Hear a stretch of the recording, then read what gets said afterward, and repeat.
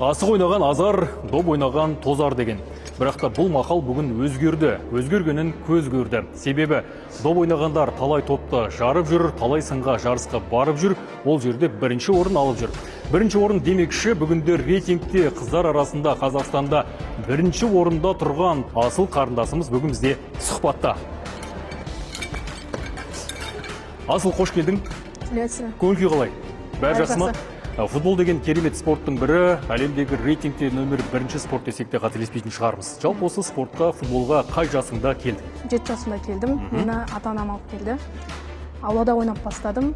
Ағам мені, Абылай деген ағам үйретті. Өзі Қайрат командасында ойнады. Соның арқасынан мен де үйреніп, 7 жасымнан бері футбол ойнап келе жатырмын. Бұл спорт несіне тартады? Менің ойымша, мен доп тепкен кезде өзіме рахаттанам.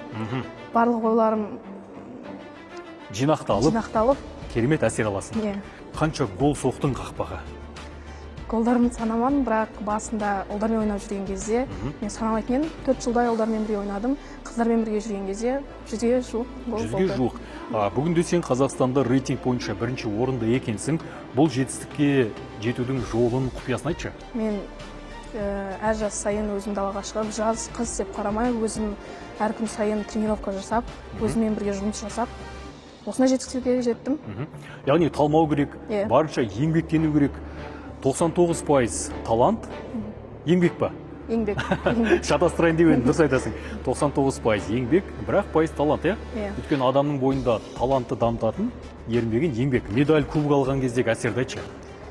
Медаль, кубок алған кезде өзімді жақсы сезінем. Басынан ата-анама айтам әрине де. Және қатты мақтанып олай айта алмаймын, бірақ өзім қуанам, ішімде қуаныш болады. Ерекше қуаныш сезім болады ғой. Әрине. Енді сен орын алған кезде ең қатты қуанатын кім отбасында? Анам. Анаң ба? Анам. Өйткені мынандай керемет мақал бар қазақта. Баласы көкпар шапса, бәйге шапса, анасы үйінде отырып тақымын қысады деген. Біздің ардақты аналарымыз ол қызының жетістікке жетуіне, талай сыннан өтуіне үлес қосып жүр. Ең үлкен арманым ол сабақта бәрі жақсы болып, өзімді өскен кезімде жақсы жолда көру. Сабақ деп дұрыс айтып қалдың. Спорт жақсы. Бұл деген кәдімгідей кәсіп деуге болады. Бірақ сабақты ұмытпау керек, Қай сабақты қатты жақсы көресің? Менің ойымша математика. Математика және физкультура. Дене тәрбиесін жақсы көрмеу мүмкін емес, Өзіңнің замандас құрдастарыңа спортпен айналысу үшін, қызығушылығын арттыру үшін қандай кеңес берер едің? Бастысы өз-өзінен бастау қажет адам талпыну қажет, өзіне сену қажет. Сенім әрқашанда биікке жетелейді. Сен Қазақстанның атынан әлемдік додоға қатысқың келеді ғой? Қазақстанның атынан додоға қатысқым келеді. Сен үшін ең үлгілі футболшы, кумир деп айтайықшы, кім? Роналду. Криштиану Роналду. Енді оның 1000 гол соққанын тағатсызына күтіп жүрген шығарсың. Әрине.